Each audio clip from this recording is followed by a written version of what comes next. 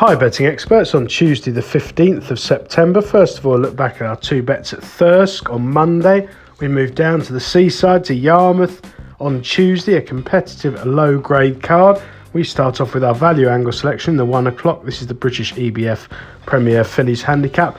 Over 1 mile 3, class 4, 3-year-olds and upwards, 11 runners. The race has got an open field to it. There's a couple of unexposed lurkers down the bottom from Top Yards, Progressive for Roger Varian and Dusk for Sir Michael Stout. They're likely to corner a great deal of the market, but the one I prefer at the prices is Chris Wall's 6-year-old Oh It's Sauce Pot. Now, first of all, the positive. Chris Wall is a very shrewd trainer, places his small team carefully. He's had 3 winners from 12 runners, 25% strike rate in the last fortnight, and he's got a brilliant record with his runners at Yarmouth. He always seems to line one up to win here. This one's run 4 times since returning from 253 days off the track, and her mark's starting to fall. Her last win came in September 2019 over this course and distance on fast ground off a mark of 80.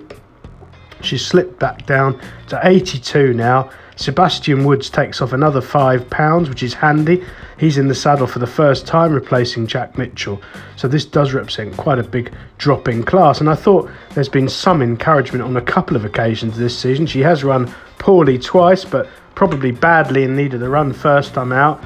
And then disappointing on the all-weather on the 15th of July. But I did think on the 1st of July, when she finished 5th behind Tribal Craft, she was quite eye-catching there.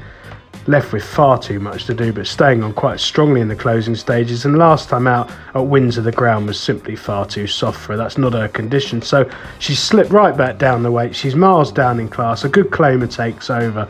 I think there's lots of positives. At a double-figure price, she's worth chancing. For our nap of the day, we go to the 1:30.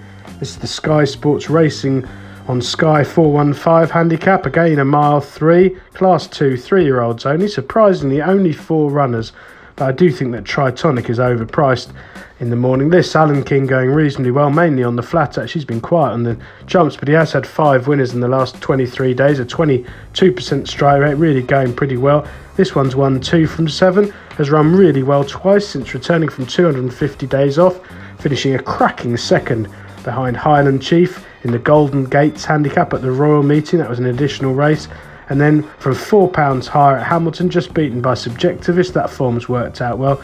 You have to ignore the run last time at Newbury when falling out the back of the TV, beaten over 10 lengths, but quite simply did not stay the 1 mile, 5.5 furlong trip. Back 2 furlongs here. Everything looks ideal. Ryan Moore is in the saddle for the first time this season, and the yard's flying. The main danger for me is likely to come of Star of Winds, who does get over a stone from our selection. This is a typical Haggis improver, coming here on the back of 2 wins in smallish fields. Well, it was a 16-runner race at Windsor, in fairness, when he shed his mane in a small field last time at Sandown on handicap debut, despite market unease off a mark of 82, rather scrambling home there, edging out Native Tribe with the front 3 in a bit of a heap. I don't think that form amounts to a great deal, but there's more to come as this one's stamina is drawn out, and he's probably the main danger, getting plenty of weight. But Tritonic for me, this looks his best chance so far to win this summer at the 4th time of asking. Best of luck on Tuesday, betting experts.